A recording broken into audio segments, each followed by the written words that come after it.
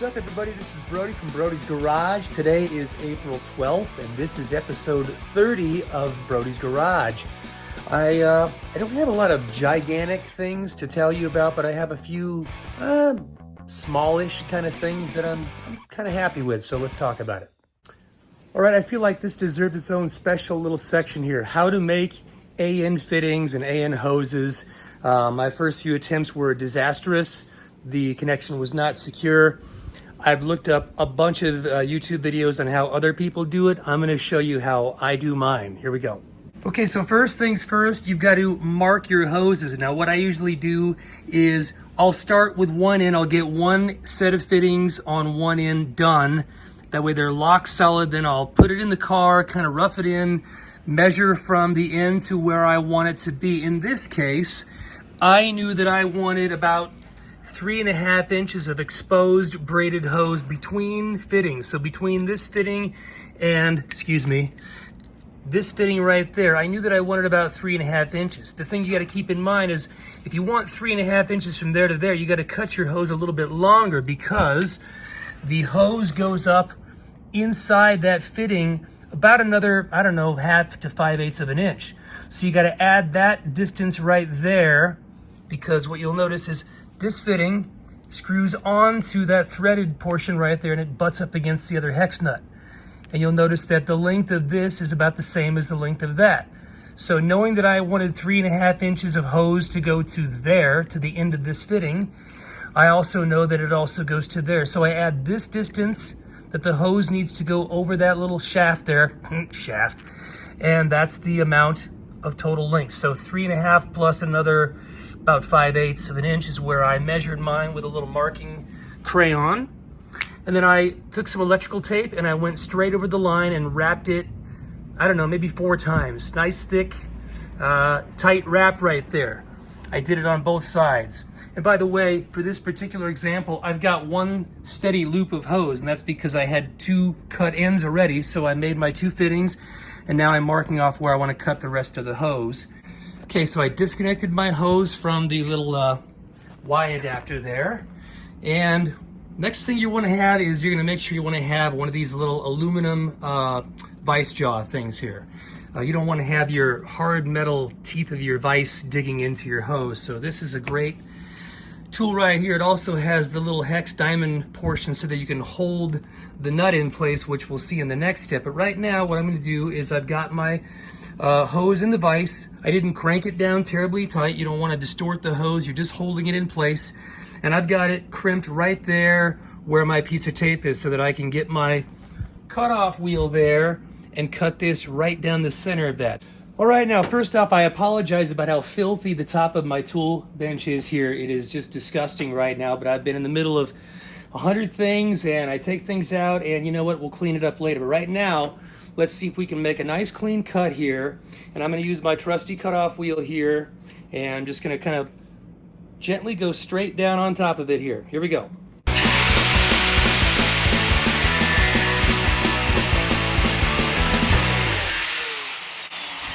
I'm going to hold this with one hand to kind of keep it steady. So this is a little tricky. I realize it's probably not the safest thing in the world, but you know what? Hey, you live once.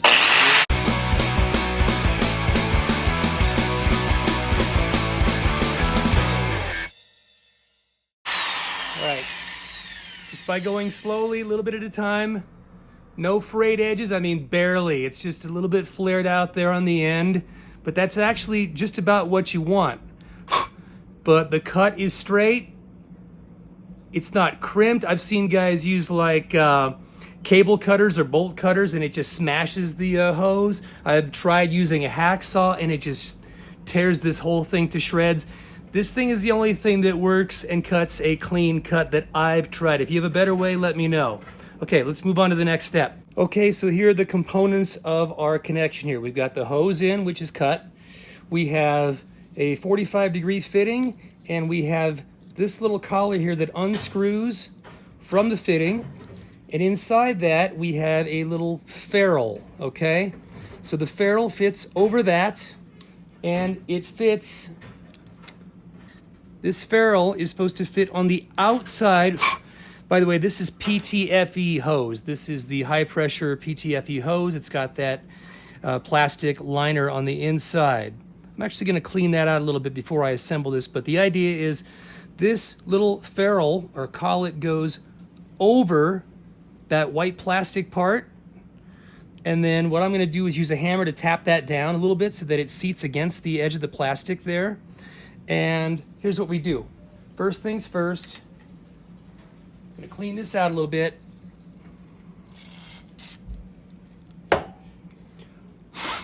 Blow it out. Just a little guy, okay? So the first things first, we're going to get rid of our electrical tape that we use to make the cut. And the tape just sort of holds everything together so that it doesn't fray. Peel that off, okay? We have our raw hose cut right there. Gonna spray a little WD-40 on the hose. Gonna take this guy and put it over first. And the way I do that is I kind of look at the hose and see if there's anything bent out of place too far and push it in. Be very careful that you don't cut your hands. And just kind of wobble this thing around until it feels like it's started. And then give it a little twist.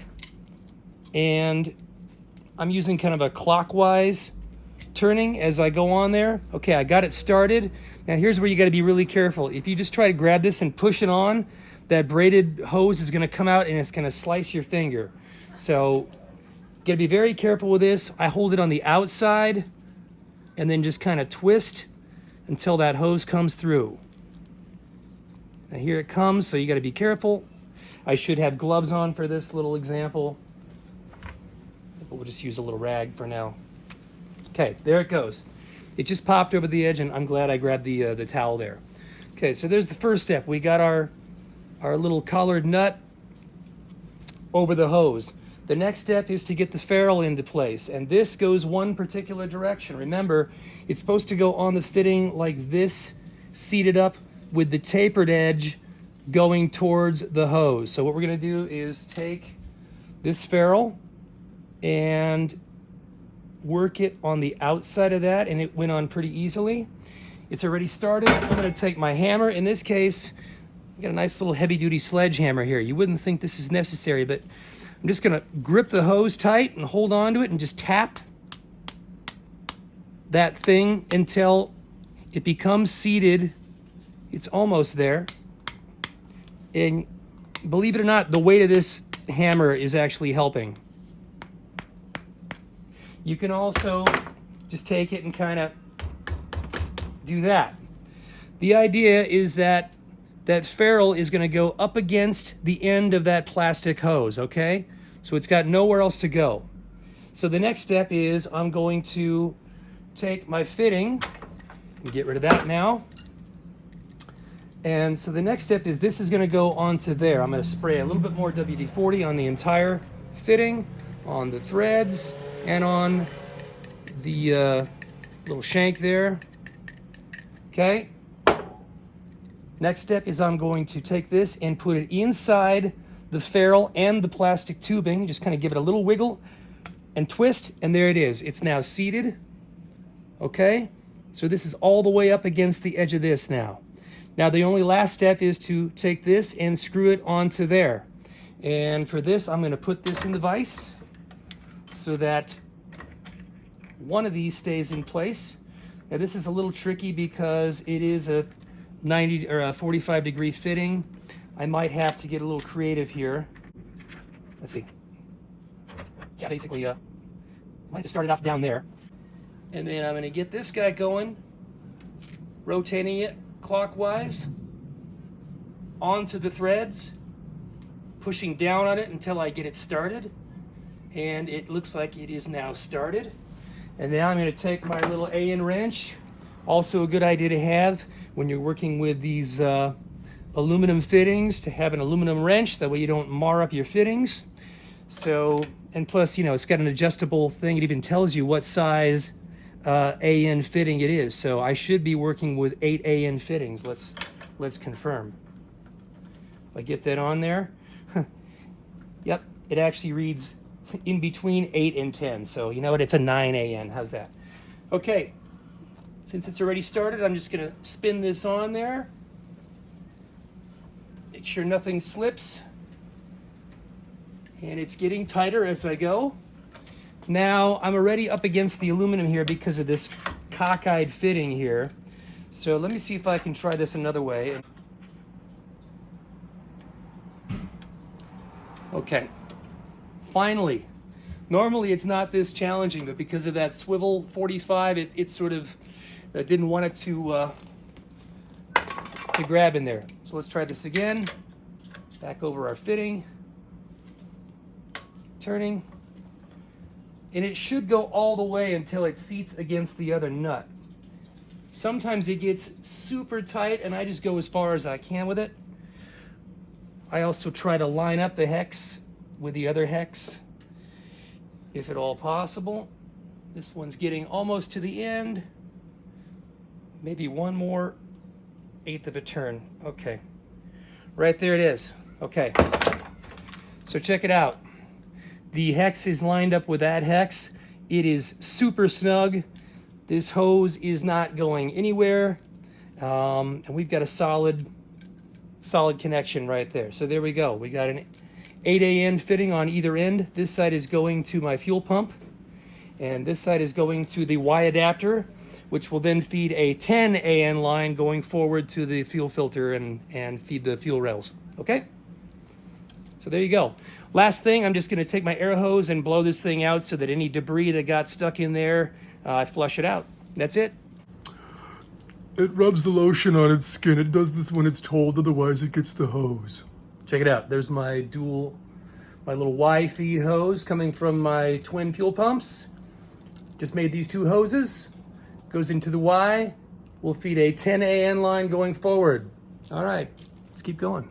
Okay, so there's the top side. From the fuel pump hat, we have our 45-degree fittings going into our Y fitting. Let's crawl underneath and see what it looks like down there. All right, from the bottom view, there's our Y fitting, and next up we have to attach a 10 AN hose here, and it's gonna run down along this little cross member, and it's gonna snake up through that opening there and over along the frame rail, down over there. It will at some point have to cross maybe over that subframe connector and then go over there to where the fuel filter and flex fuel sensor are located. Well, it ain't gonna happen by sitting around here. Let's get on it.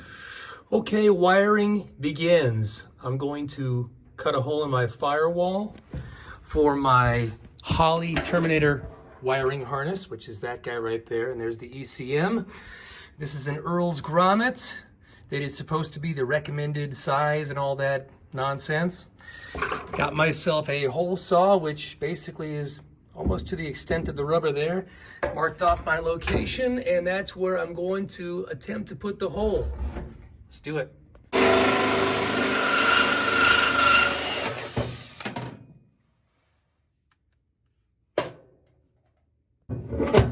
Well, I drilled my hole, and I cut about a 1-inch hole in the middle of the grommet.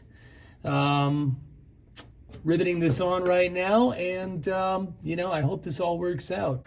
I could have left this part out, but I'm going to document it because A, I'm stupid, I'm human, and I make mistakes, and what I want to show is how I can maybe work around my mistake and fix it. What happened is, when I went to install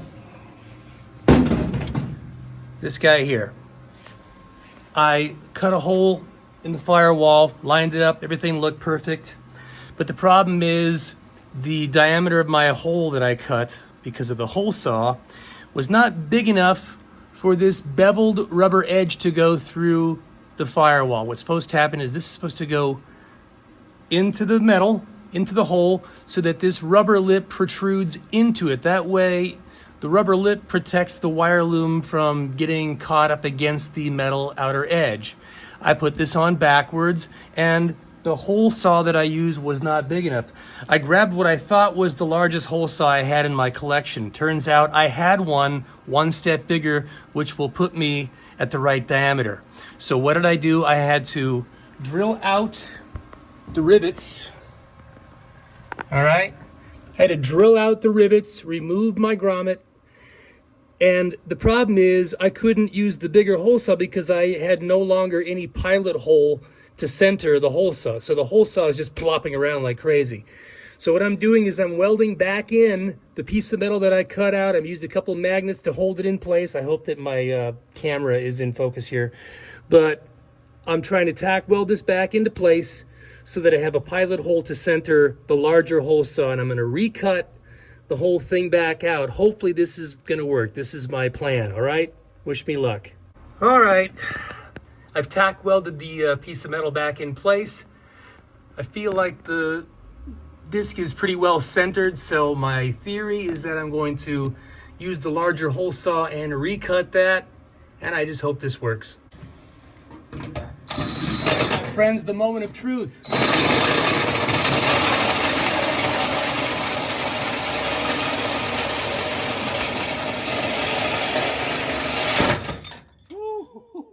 Ooh, yeah. Take that, you son of a... All right, well, the good news is the hole is close. It's almost there, but it needs just a little bit of reaming out. That's what she said. All right, here we go.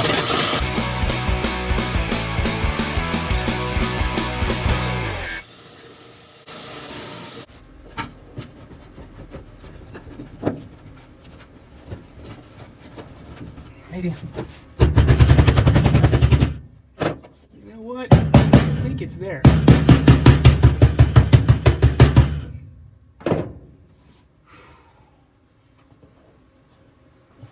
Check the other side. Oh man, this thing kicked my ass, I gotta say. I thought it was gonna be a 15-minute job. It turned out to be like an hour or more. But you know what? It's in there. The only thing is the pop rivets are going from the inside out, and I know that eventually I'll probably want to flip that so that the firewall side is cleaner. Unfortunately, I just can't do that right now because the intake is back on the car and I don't have the room to get behind there. Is it even gonna matter? Probably. I'm gonna probably change it because I don't like the look of that. So, you know what? When I get everything fired up or when I get the engine back out of the car, I'll drill them out and I'll put the rivets the other way. But for now, the grommet is in with the rubber all the way through, so it'll protect the wiring. That's my main concern. And I'm gonna try to get the harness in the car so that we can get this thing started someday. So because I've never done one of these with an LS and the fuel injection and all this stuff and the harness, I really don't know how much length I'm gonna need, so I figured I would start with what is fixed and then work my way backwards. So I went ahead and I plugged in the harness for the fuel injectors on both sides, which required me taking the coils off, which was no big deal, just a couple of screws. So I'll probably pop those back on and plug their harness in and then just sort of snake the main harness through that hole there and see where everything kind of ends up. All right, well, work has begun on the engine wiring harness from Holley. I got my grommet installed there, even though I'm gonna go back and reverse those pop rivets, but I got the harness sort of run through the firewall. I did a temporary mock-up with the intake on, and then I realized pretty quickly that I had to take it back off because the oil pressure setting unit here, or switch, was sticking straight up and it was hitting the back of the intake where the map sensor connector goes. I mean, it wasn't quite hitting, but the two connectors wouldn't go on because they're so close to each other, so something had to move. So I pulled the intake off and I installed a 90-degree adapter there to move the oil pressure setting unit out of the way. So I'm about to put it back on. Also, while I had it off, I realized it was a good time to connect these two ground wires here. It says connect to cylinder head only, not the block, but the cylinder head only. So I put one on this side and one on this side. And I'm about ready to put the intake manifold back on. I guess the only one I'm not using here is the knock sensor. That was sort of an optional thing, but I've got a cam sensor harness, which this harness was designed for a 24-tooth crank sensor and a 1-tooth or a 1X cam sensor. And I guess the original 1X sensor is the Gen 4 engine, which has the cam sensor in the back, so the harness terminates there. And because I've moved the cam sensor to the front of the timing cover, I may have my terminology backwards here, but it's complicated between the 58 tooth and 24 tooth crank and the 4-tooth cam and the 1-tooth cam and where the locations are. But at any rate, I had to get an extender harness to move my cam sensor down to the front of the timing cover. So I got that one from ICT Billet, and it'll go down there in the timing cover. They also say to remove this guy, which came on the timing cover. It's like a little extender harness. They say you have to plug it in directly to where the cam sensor comes out, not down here. I don't know why. There's also some issue about the wiring being reversed polarity. So I hope I got it right, and I hope I got the correct extender harness. But as of right now, I'm going to put the intake manifold back on. Sometime today, I should be expecting my new billet throttle body adapter. I ended up sending back, or I'm about to send back, the one from Motion Raceworks that has the V-band connection flanges. And I wanted the ones with the quick seal clamps, so I'm just basically setting that one back and getting the quick seal one. And the reason for that is twofold. A, the quick seals look better. That gets sort of an anodized billet, ring clamp. And secondly, I think it allows a little bit of movement in the front, which I feel like I need a little bit of movement. That way, for alignment purposes, I can get everything nice and straight. And also, just a little bit of movement in the between the turbo for expansion and stuff like that. I just don't want anything cracking later on down the road. So anyway, right now I'm going to get the intake manifold back on. I'll reconnect my harness, and hopefully that oil pressure switch clears. Okay, so as of right now, here's where I'm at with the wiring harness. I did manage to get the bulk of the harness through the Firewall grommet. I connected my coils and my injectors. I was a little disappointed to realize that the Holley Terminator X harness did not include the coil connection kit, so I had to get that separately. But that is connected. The injectors are connected. The throttle position sensor, the IAC motor is connected. The coolant temperature sending unit, the fuel pressure regulator. I put a T in there. On one side, I've got the electronic sending unit for the ECM, and on the other side, I don't know if you can see that, but I've got a mechanical gauge there. The only thing I'm waiting on up here is I've got to get an extension harness now to connect my manifold air temp, because I guess they anticipated that this was going to be a sensor connected up here in the air box or the plenum or something like that, but I needed to go back to the rear of the intake plenum is where my air temperature switch is. So I ordered a 1-foot extension so that this thing can run back to behind there and connect that. Oh, as long as we're up front, this came today. I sent back the Motion Raceworks billet Y merge because it had the V-band connection, and I wanted the kind with the quick clamps, and it was just a little bit of an extra expense in time, but I had to send back the old unit and get this new one here, and I'm just a little happier with this type of connection. Still waiting on the stainless headers to arrive so that I can mount my turbos and hopefully get all my exhaust plumbed. Okay, it is finally the day where I'm going to attempt to mount my TMI seats. Now, in all honesty, I had the seat brackets mounted backwards onto the seat. So the first few times I stuck these in here, I was just puzzled, I was baffled. I thought I had them in correctly, but I had the sort of long tab here pointing towards the rear. And I finally went on YouTube and I did a little search for TMI and Nova, and I found a video that actually shows them installing some, and I was able to grab a quick screen grab to show that they were going forward. So having flipped them back around, things are lining up, well, significantly better. I just marked off my floor brackets, and I'm going to do a little trimming, and I'm going to weld these, or at least tack weld them into the floor pan. The reason that I split this middle bracket, or this front bracket, is supposed to go across the tunnel, but this is a highly modified floor tunnel. It's like almost twice as wide as the stock factory tunnel. Hence the reason that I decided to hack off these brackets, which is supposed to be one continuous piece going across. So what I'm going to do is, since I've cut them, I'm going to rotate them so where they kind of line up better with the floor pan. and do a little trimming on these flanges here, and I think they're going to actually look kind of slick in there. So that's where I'm at now. I'm going to pull these things back out, get them trimmed, and tack welded in. Okay, well, I have trimmed and prepped my brackets for the floorboard, and I'm going to get the seats bolted back up to those brackets, set the seats back where I want them, and tack the brackets to the floorboard. That is the plan anyway. Here we go. Okay, so the seats are temporarily kind of tacked into place. I went ahead and kind of positioned them where I liked them, kind of hinged everything off of this rear bolt here, which actually bolts right into the floor pan, and then just kind of squared everything up and centered it, and then tacked my brackets to the floor. There's that one. There's the one over there, which is at a slight angle.